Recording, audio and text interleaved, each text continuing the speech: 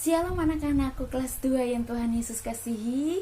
Kita bertemu lagi walaupun melalui video ini, tapi Bu Feby percaya anak-anak tetap semangat untuk belajar ya. Nah, mari sebelum kita memulai pelajaran, kita berdoa terlebih dahulu. Kita berdoa. Tuhan Yesus, pimpinlah kami dalam pelajaran agama di hari ini, supaya kami bisa mengerti apa yang disampaikan oleh guru kami. Di dalam nama Tuhan Yesus kami berdoa, haleluya, amin.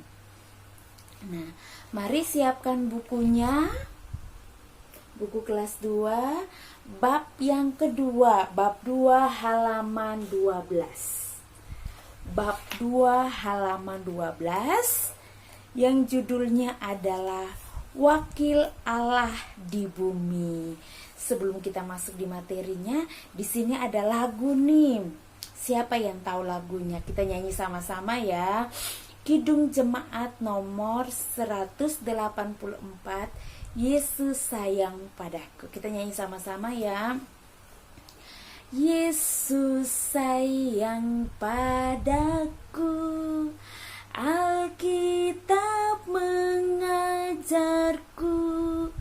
walau ku kecil lemah, aku ini miliknya.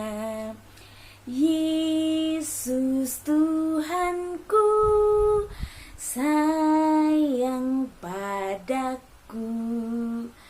Itu firman-Nya di dalam Alkitab. Mantap. Tuhan Yesus sayang kita semua. Oke, judul kita hari ini dalam bab 2 adalah Wakil Allah di Bumi. Siapa di sini tahu Wakil Allah di bumi itu siapa ya?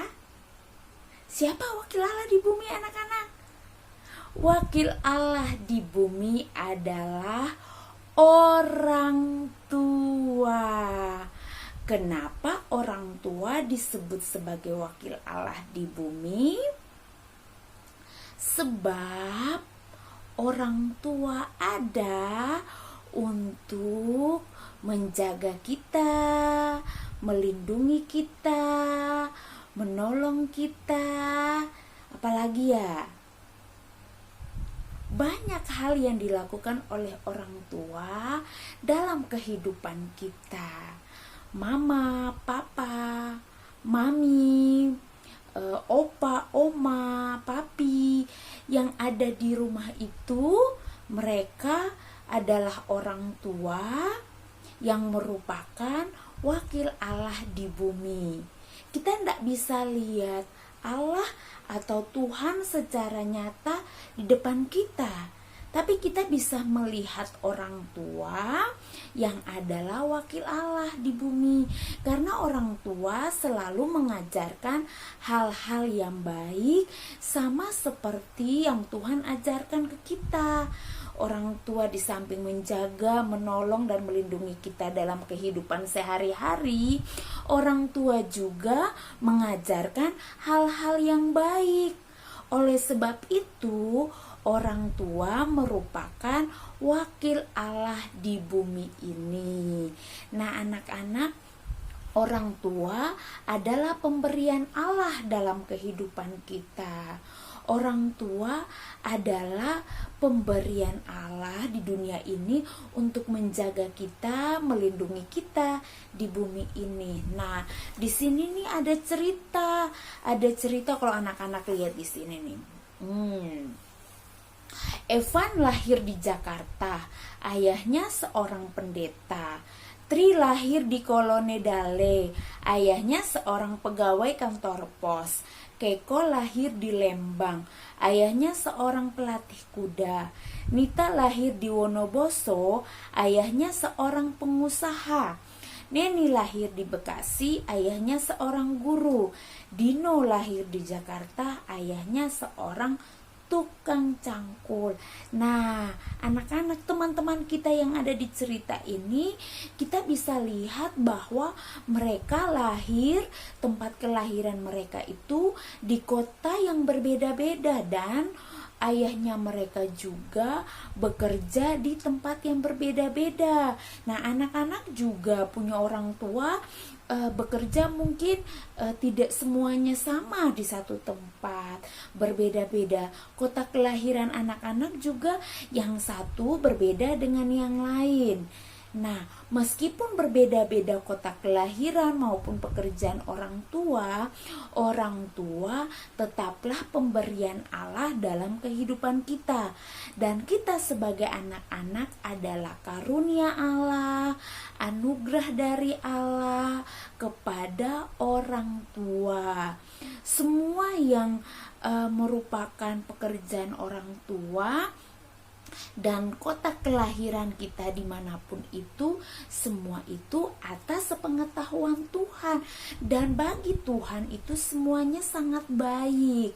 Jadi apapun pekerjaan orang tua kita, mereka adalah pemberian Allah bagi kehidupan kita yang kita harus hargai dan hormati. Gitu ya anak-anak. Kemudian cobalah kita sama-sama lihat di halaman 14. Halaman 14, di sini ada cerita dua orang yang bernama Hana dan Yosua. Hana dan Yosua ini mereka mau menemukan orang tua mereka yang ada di sini. Bagaimana caranya supaya Hana bisa berjalan sampai bisa berjalan di kotak-kotak ini, jalanan-jalanan ini, supaya bisa menemukan orang tua mereka yang ada di sini. Kita mulai garis ya, kita garis melewati jalan mana yang bisa sampai kepada orang tua mereka di sini ya. Oke, kita coba garis dari sini deh yang paling mudah dulu. Kita garis dari sini yang paling mudah, kelihatan ya Bu Feby, semuanya buka buku biar bisa lihat ya. Nah, coba kalau kita garis dari sini, jalan turun lagi, belok, turun lagi. Di sini nggak bisa, ada temboknya. Coba kita cari jalan yang lain lagi ya. Coba kita cari jalan yang paling ujung di sini. Coba kita cari jalan yang paling ujung di sini, turun. Wah, hampir dapat nih. Jalan di bawahnya lagi. Ya, kena tembok lagi. Coba kita cari jalan sama-sama ya, sama Bu Feby kita cari. Oke, Bu Feby bisa tahu nih di mana jalannya ini. Oke, lihat dari sini garisnya.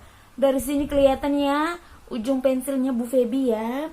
Kita garis turun di sini, belok ke sini, turun ke bawah sini, jalan ke sana, naik lagi ke atas, puter ke sini. Lihat ya garis Bu Feby ya. Coba kita ini jalannya berliku-liku nih. Cit, turun. Belok, naik, terus jalan terus, naik, turun lagi,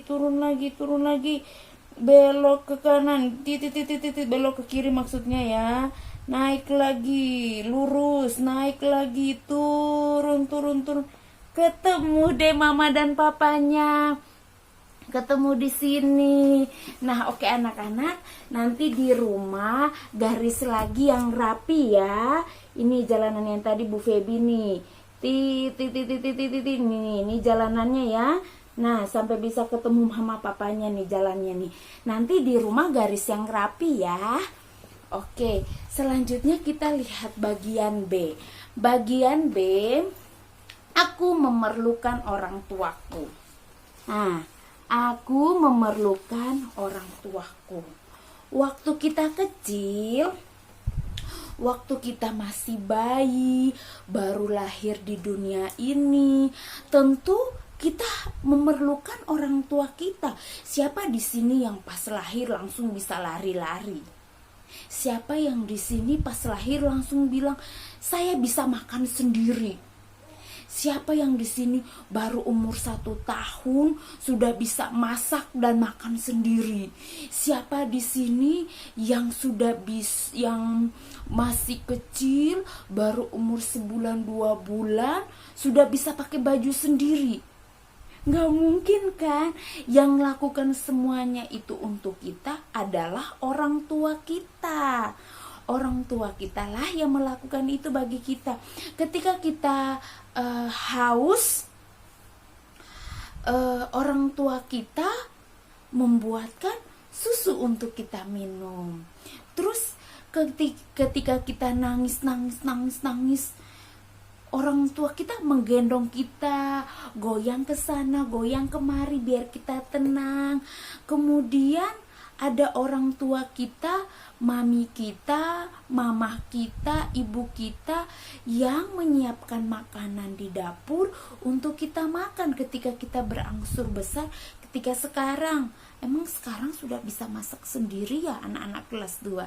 Belum bisa kan? Yang masak di rumah siapa? Mama ya. Mama atau siapa lagi yang masak di rumah? Nah, artinya bahwa kita masih memerlukan orang tua kita. Dalam kehidupan kita tetap memerlukan orang tua kita. Gitu ya. Terus ketika kita belum bisa mandi sendiri, kita dimandiin.